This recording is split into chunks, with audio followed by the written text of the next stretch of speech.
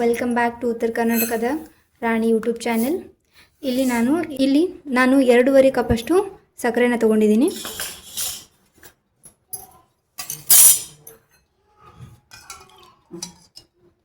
ಅದಕ್ಕೆ 1 ಬಟ್ಲಷ್ಟು ನೀರು, ಅಂದರೆ ಸಕ್ಕರೆ ತೊಯ್ದು ಇಷ್ಟು ಮೇಲ್ಗಡೆ ನೀರು ನಿಂತ್ಕೋಬೇಕು.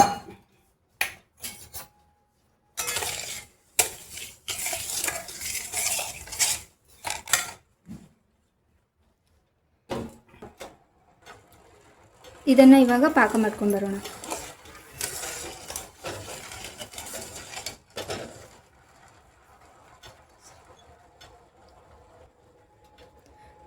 ಇಲ್ಲಿ ನಾನು ಒಂದು ಸ್ವಲ್ಪ ಫುಡ್ ಕಲರ್ನ ತೊಗೊಂಡಿದ್ದೀನಿ.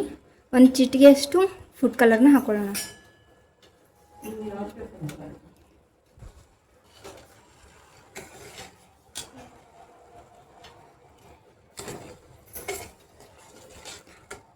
ನಾನಿಲ್ಲಿ ಫುಡ್ ಕಲರ್ನ ಸ್ವಲ್ಪ ಕಲರ್ ಚೆನ್ನಾಗಿ ಬರುತ್ತೆ ಅಂತ ಹಾಕೊಂಡಿದ್ದೀನಿ.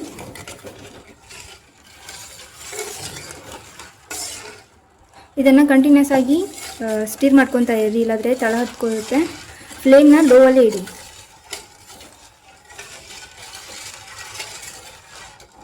ಇಲ್ಲಿ ನೋಡಿ ಪಾಕ ಬಂದಿದೆ. ಇವಾಗ ಕಂಟಿನ್ಯೂಸ್ ಆಗಿ ಹನಿನೂ ಕಡಿತಾ ಇಲ್ಲ.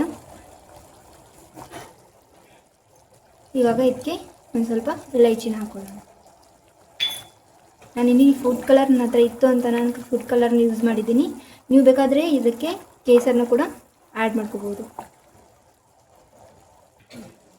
ಇವಾಗ ಇದು ರೆಡಿ ಆಗಿದೆ. ಇದನ್ನು ಒಂದು ಸ್ವಲ್ಪ ಸೈಡಿಗೆ ಇಟ್ಕೊಳ್ಳೋಣ. ಒಂದು ಪಾತ್ರೆಯಲ್ಲಿ ನಾನು ಒಂದು 4 ಬಟ್ಲದಷ್ಟು ಮೈದಾನ ತೊಗೊತಾ ಇದ್ದೀನಿ.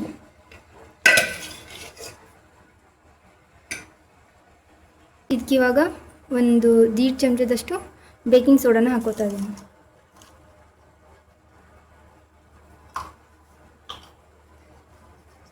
ಅದನ್ನು ಚೆನ್ನಾಗಿ ಮಿಕ್ಸ್ ಮಾಡ್ಕೊಳ್ಳಿ.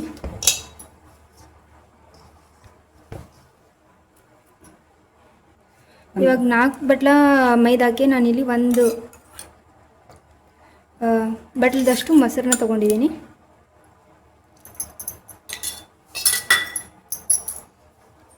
ಮೊಸರು ಜೊತೆ ಚೆನ್ನಾಗಿ ಕಲಿಸ್ಕೊಂಡು ಬರೋಣ. ಮೊಸರು ಜೊತೆ ಚೆನ್ನಾಗಿ ಕಲಿಸ್ಕೊಂಡು ಆದಮೇಲೆ ಇವಾಗ ಅರ್ಧ ಕಪ್ಪಷ್ಟು ನಾನು ಇಲ್ಲಿ ಬಿಸಿ ತುಪ್ಪನ ಸೇರಿಸ್ಕೊಳ್ತಾ ಇದ್ದೀನಿ.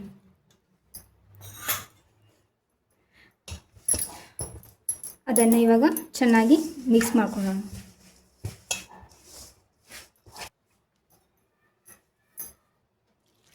ಇವಾಗ ಇದಕ್ಕೆ ಒಂದು ಸ್ವಲ್ಪ ನೀರು ಹಾಕುವಂತ ಕಲಿಸ್ಕೊತ ಹೋಗೋಣ.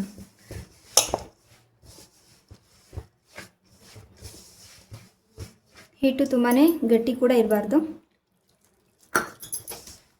ಒಮ್ಮೆಲೆ ನೀರು ಹಾಕ್ಕೊಂಡು ಕಲಿಸ್ಕೋಬಾರ್ದು. ಸ್ವಲ್ಪ ನೀರು ಹಾಕ್ಕೊಂತ ಹೋಗೋಣ. ಈ ಥರ ಜಾಳಿಯಾಗಿ ಬರಬೇಕು ಹಿಟ್ಟು. ಒಂದು ಕನ್ಸಿಸ್ಟೆನ್ಸಿ ಬಂದಿದೆ. ಇವಾಗ ಇದಕ್ಕೆ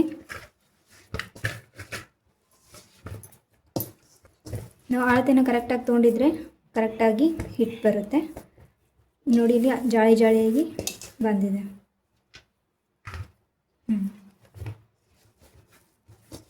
ನೆನೆಸ್ಕೊಳ್ಳೋದೇನು ಬೇಡ. ಇದನ್ನು ಇವಾಗ ನಾವು ಬಾಲುಷ ಶೇಪ್ನ ಕೊಡೋಣ. ನೋಡಿ, ಈ ಥರ ಸಣ್ಣದ ಬೌಲ ಸ್ವಲ್ಪನೇ ಹಿಟ್ಟನ್ನು ತೊಗೊಂಡು ಈ ಥರ ಶೇಪ್ನ ಕೊಟ್ಕೊತ ಹೋಗೋಣ. ನೀವು ಫಸ್ಟಿಗೆ ಮಾಡ್ಕೊಂಡು ಇಟ್ಕೊಂಡ್ರೆ ನಿಮಗೆ ಕರಿಯೋಕ್ಕೆ ಈಸಿ ಆಗುತ್ತೆ. ಇಲ್ಲಿ ನೋಡಿ, ಇದನ್ನು ನಾನು ಮಾಡ್ಕೊಂಡು ಬಂದಿದ್ದೀನಿ. ನಾನಿಲ್ಲಿ ಸಣ್ಣದಾಗಿ ಮಾಡ್ಕೊಂಡಿದ್ದೀನಿ. ನಿಮಗೆ ಯಾವ ದೊಡ್ಡದಲ್ಲಿ ಬೇಕಾದರೆ ದೊಡ್ಡದಲ್ಲಿ ಮಾಡ್ಕೊಳ್ಳಿ, ಇಲ್ಲಾದರೆ ಇದೇ ಕರೆಕ್ಟಾಗಿದ್ದರೆ ಇದರಲ್ಲೇ ಮಾಡ್ಕೊಳ್ಳಿ. ಇಲ್ಲಿ ನೋಡಿ, ಇವಾಗ ಎಣ್ಣೆ ಕಾದಿದೆ. ಇವಾಗ ಫ್ಲೇಮನ್ನು ಆಫ್ ಮಾಡಿಕೊಂಡು ಕೆಳಗಡೆ ಇಳಿಸ್ಕೊಳ್ಳೋಣ. ಇವಾಗ ಎಣ್ಣೆನ ಕೆಳಗಡೆ ಇಳಿಸ್ಕೊಂಡು ಹಾಕ್ಕೊಳ್ತಾ ಇದ್ದೀನಿ. ಯಾಕಂದರೆ ಬಾಲುಷಕ್ಕೆ ಜಾಸ್ತಿ ಫ್ಲೇಮ್ ನಡೆಯೋದಿಲ್ಲ. ಫ್ಲೇಮ್ ತುಂಬಾ ಕಡಿಮೆ ಆಗಿರಬೇಕು. ಅದಕ್ಕಾಗಿಯೇ ನಾನು ಕೆಳಗಡೆ ಇಳಿಸ್ಕೊಂಡು ಹಾಕ್ಕೊಳ್ತಾ ಇದ್ದೀನಿ. ಇವಾಗ ಬಾಲುಷನ ಅದಾಗದೇ ಮೇಲ್ಗಡೆ ಬರಬೇಕು. ಹಾಗೆ ಮಾತ್ರ ಅದು ಕರೆಕ್ಟಾಗಿ ಬಂದಿದೆ ಅಂತ ನಮ್ಗೆ ಗೊತ್ತಾಗುತ್ತೆ. ಇಲ್ಲಿ ನೋಡಿ, ಮೇಲ್ಗಡೆ ಬರ್ತಾ ಇದೆ. ಈ ಥರ ಒಂದು ವೇಳೆ ಎಣ್ಣೆ ತುಂಬಾ ಬಿಸಿ ಇದ್ದರೆ ಬಾಲುಷಾ ಒಳಗಡೆ ಹಸಿಯಾಗಿರುತ್ತೆ, ಅಂದರೆ ಬೇಗ ಮೇಲ್ಗಡೆ ಬಂದಿರುತ್ತೆ, ಒಳಗಡೆ ಹಸಿ ಹಾಗೆ ಉಳಿದಿರುತ್ತೆ. ನಾವು ಒಂದು ವೇಳೆ ಕೆಳಗಡೆ ಇಟ್ಕೊಂಡು ಈ ಥರ ಹಾಕಿದರೆ ಅದು ಮೇಲ್ಗಡೆ ಬರುತ್ತಲ್ಲ, ಆವಾಗ ಅದು ಬೇಯ್ದು ಮೇಲೆ ಬರುತ್ತಲ್ವ, ಅದು ಸಂಬಂಧಾಗಿ ನಾವು ಕೆಳಗಡೆ ಇಟ್ಕೊಂಡು ಮಾಡಬೇಕು. ಇದನ್ನು ನಾನು ಮತ್ತೆ ಇವಾಗ ಸ್ಟವ್ ಮೇಲೆ ಇಟ್ಕೊಂಡಿದ್ದೀನಿ. ಆದರೆ ಸ್ಟವ್ ಮೇಲೆ ಇಟ್ಕೊಂಡ್ರೂ ಕೂಡ ಲೋ ಫ್ಲೋ ಮೇಲೆ ನೀವು ಬೇಯಿಸ್ಕೊಳ್ಳಿ. ಇವಾಗ ಒಂದೊಂದಾಗಿ ತಿರುಗಿಸ್ಕೊಳ್ಳೋಣ. ಅಲ್ಲಿ ತುಂಬಾ ಪದ್ರ ಪದರಾಗಿ ಬಿಟ್ಟಿದೆ. ಇದನ್ನು ನೀವು ಒಂದು ಗೋಲ್ಡನ್ ಬ್ರೌನ್ ಬರೋ ತನಕನೂ ಬೇಯಿಸ್ಕೊಳ್ಳಿ. ಆದರೆ ಫ್ಲೇಮ್ನ ತುಂಬಾ ಕಮ್ಮಿ ಇಟ್ಕೊಳ್ಳಿ.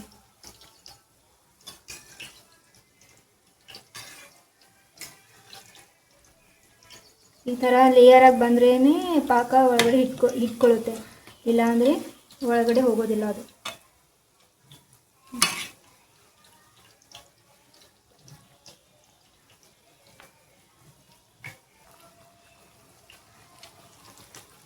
ನೋಡಿ ಎಷ್ಟು ಚೆನ್ನಾಗಿ ಬಂದಿದೆ.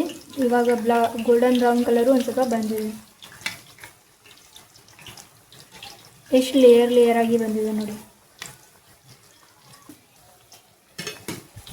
ಇಲ್ಲಿ ನೋಡಿ ಇವಾಗ ಪೂರ್ತಿಯಾಗಿ ಗೋಲ್ಡನ್ ಬ್ರೌನ್ ಆಗಿ ಬಂದಿದೆ. ಇದನ್ನು ಒಂದು ಜಾಳಿಯಲ್ಲಿ ತೆಕ್ಕೊಳ್ಳೋಣ.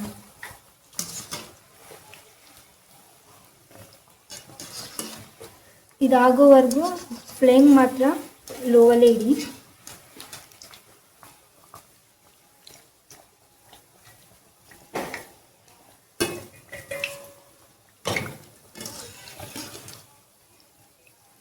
ಇದನ್ನು ಡೈರೆಕ್ಟಾಗಿ ಪ್ಲೇಟ್ಗಿಂತನೂ ಒಂದು ಜಾಳಿಯಲ್ಲಿ ಇಟ್ಕೊಂಡ್ರೆ ಅದರೆಲ್ಲ ಎಣ್ಣೆನೂ ಕೆಳಗಡೆ ನಿಂತ್ಕೊಳ್ಳುತ್ತೆ. ಇವಾಗ ನೆಕ್ಸ್ಟ್ ನೀವು ಮತ್ತೆ ಇನ್ನೊಂದು ಸ್ವಲ್ಪ ಬಾಲುಷನ ಎಣ್ಣೆಗಳು ಹಾಕೋಕ್ಕಿಂತ ಮುಂಚೆ ಇದು ಎಣ್ಣೆ ಇವಾಗ ಕಮ್ಮಿ ಫ್ಲೇಮಲ್ಲಿ ಇರುತ್ತೆ. ಅದಕ್ಕಾಗಿ ಅದು ಪೂರ್ತಿ ಕಾದ ಮೇಲೆ ಮತ್ತೆ ನೀವು ಹಾಕ್ಕೊಳ್ಳಿ, ಅಂದರೆ ಕೆಳಗಡೆ ಪಾತ್ರೆನ ಇಳಿಸ್ಕೊಂಡು ಹಾಕ್ಕೊಳ್ಳಿ ಪೂರ್ತಿ ಎಣ್ಣೆ ಕಾದ್ಮೇಲೆ. ಇಲ್ಲಿ ನೋಡಿ ಇವಾಗ ಇನ್ನೊಂದು ಸಲ ನಾನು ಹಾಕೋತಾ ಇದ್ದೀನಿ, ಬಟ್ ನನ್ನ ಪಾತ್ರೆನ ಕೆಳಗಡೆ ಇಳಿಸ್ಕೊಂಡು ಹಾಕೋತಾ ಇದ್ದೀನಿ. ಪೂರ್ತಿ ಎಣ್ಣೆ ಕಾದ್ಮೇಲೆ ಕೆಳಗೆ ಇಳಿಸ್ಕೋಬೇಕು, ಹಸಿ ಇದರಲ್ಲಿ ಇಳಿಸ್ಕೋಬಾರ್ದು. ಪೂರ್ತಿ ಎಣ್ಣೆ ಕಾದಿದೆ, ಇಳಿಸ್ಕೊಂಡು ನಾನು ಮತ್ತೆ ಇಲ್ಲಿ ಹಾಕೋತಾ ಇದ್ದೀನಿ.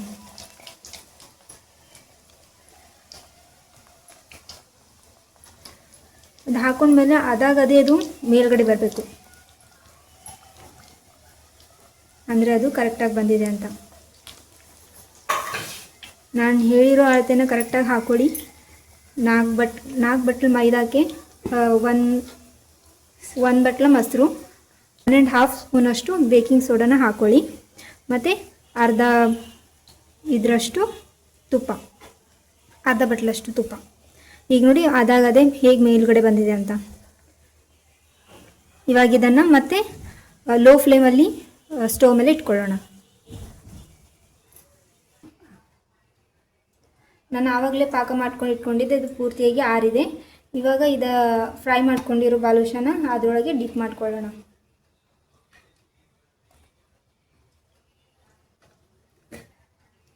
ಪಾಕ ತುಂಬಾ ಗಟ್ಟಿಯಾಗೂ ಬರಬಾರ್ದು, ತುಂಬ ಲೋವಾಗೂ ಇರಬಾರ್ದು. ಕರೆಕ್ಟಾಗಿದ್ದರೆ ಅದು ಬಾಲುಷಾ ಕರೆಕ್ಟಾಗಿ ಇಟ್ಕೊಳ್ಳುತ್ತೆ.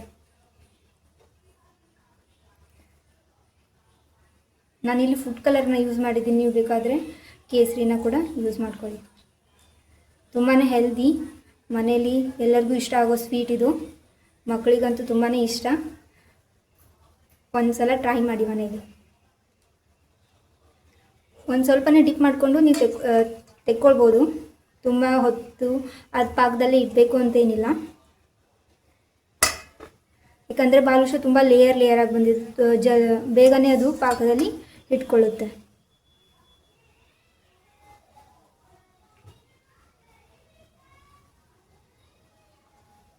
ಕಲರ್ಫುಲ್ಲಾಗಿ ಟೇಸ್ಟಿಯಾಗಿ ಬಂದಿದೆ. ಹಾಗೆ ಬಾಲುಷಾ ಪಾಕದಲ್ಲಿ ಇಟ್ಕೊಂಡು ತೆಗೆದು ಪ್ಲೇಟಲ್ಲಿ ಇಟ್ಕೊತಿರಲ್ಲ, ಆವಾಗ ಬಾಲುಷಾನ ಸ್ವಲ್ಪ ದೂರನೇ ಇಟ್ಕೊಳ್ಳಿ, ಯಾಕಂದರೆ ಸಕ್ಕರೆ ಪಾಕ ಇರೋದ್ರಿಂದ ಅದು ಅಂಟ್ಕೊಳ್ಳುತ್ತೆ, ಮತ್ತು ಬಿಡೋಕ್ಕೆ ಕಷ್ಟ ಆಗುತ್ತೆ. ಇಲ್ಲಿ ನೋಡಿ ಬಾದುಷಾ ರೆಡಿಯಾಗಿದೆ. ತುಂಬಾ ಈಸಿ ಮಾಡ್ಕೊಳ್ಳೋದಕ್ಕೆ, ಟೈಮು ತುಂಬಾ ಕಮ್ಮಿ ಬೇಕಾಗುತ್ತೆ. ಇವಾಗ ನಾನು ಸ್ವಲ್ಪ ಮುರಿ ತೋರಿಸ್ತಾ ಇದ್ದೀನಿ ನಿಮಗೆ. ಇಲ್ಲಿ ನೋಡಿ ಪಾಕ ತುಂಬ ಪೂರ್ತಿಯಾಗಿ ಹಿಡ್ಕೊಂಡಿದೆ. ನಾನು ಇಲ್ಲಿ ಒಂದು ಸ್ವಲ್ಪ ಬಾದುಷಾನ ಬಿಸಿದ್ರಲ್ಲಿ ಪಾಕದಲ್ಲಿ ಹಾಕ್ಕೊಂಡೆ. ಪಾಕ ಆರಿತ್ತು, ಬಟ್ ಬಾದುಷಾ ಒಂದು ಸ್ವಲ್ಪ ಬಿಸಿ ಇತ್ತು, ಅದಕ್ಕಾಗಿ ಪೂರ್ತಿನ ಸ್ವಲ್ಪ ಇಟ್ಕೊಂಡಿಲ್ಲ. ನೀವು ಪೂರ್ತಿ ಡಿಪ್ ಮಾಡಿ, ಸ್ವಲ್ಪ ಚೆನ್ನಾಗಿ ಡಿಪ್ ಮಾಡಿದರೆ ಪೂರ್ತಿಯಾಗಿ ಇಟ್ಕೊಳ್ಳುತ್ತೆ. ಇದನ್ನು ತುಂಬ ಚೆನ್ನಾಗಿ ಇಟ್ಕೊಂಡಿದೆ, ಆದರೆ ಇನ್ನೊಂದು ಸ್ವಲ್ಪ ಇಟ್ಕೋಬೇಕಾಗಿತ್ತು. ಇಲ್ಲಿ ನೋಡಿ ಒಂದು ಸ್ವಲ್ಪನೂ ಎಣ್ಣೆ ಇಲ್ಲ, ಪಾಕನೂ ಒಟ್ಟ ಕೆಳಗೆ ಬೀಳ್ತಾ ಇಲ್ಲ, ಚೆನ್ನಾಗಿ ಇಟ್ಕೊಂಡಿದೆ. ನಾನು ಪ್ರೆಸ್ ಮಾಡ್ತಾಯಿದ್ದೀನಿ ಇಲ್ಲಿ, ಆದರೂ ಪಾಕ ಒಟ್ಟ ಹೊರಗೆ ಬರ್ತಾಯಿಲ್ಲ. ತುಂಬಾ ಚೆನ್ನಾಗಿ ಬಂದಿದೆ. ನೀವು ಒಂದು ಸಲ ಟ್ರೈ ಮಾಡಿ, ಮಕ್ಕಳಿಗೆ ತುಂಬಾ ಇಷ್ಟ ಆಗುತ್ತೆ. ಮನೇಲಿ ಕೂಡ ಎಲ್ಲರಿಗೂ ತುಂಬ ಇಷ್ಟ ಆಗುತ್ತೆ. ಒಂದು ಸಲ ಟ್ರೈ ಮಾಡಿ ಹೇಗಾಗಿತ್ತು ಅಂತ. ಇಲ್ಲಿ ನೋಡಿ ಇನ್ನೊಂದು ಕೂಡ ನಿಮಗೆ ಕಟ್ ಮಾಡಿ ತೋರಿಸ್ತಾ ಇದ್ದೀನಿ. ಇದು ಪೂರ್ತಿಯಾಗಿ ಪಾಕನ ಇಟ್ಕೊಂಡಿದೆ, ಎಲ್ಲಿನೂ ಇದು ಆಗಿಲ್ಲ, ಪೂರ್ತಿಯಾಗಿ ಇಟ್ಕೊಂಡಿದೆ.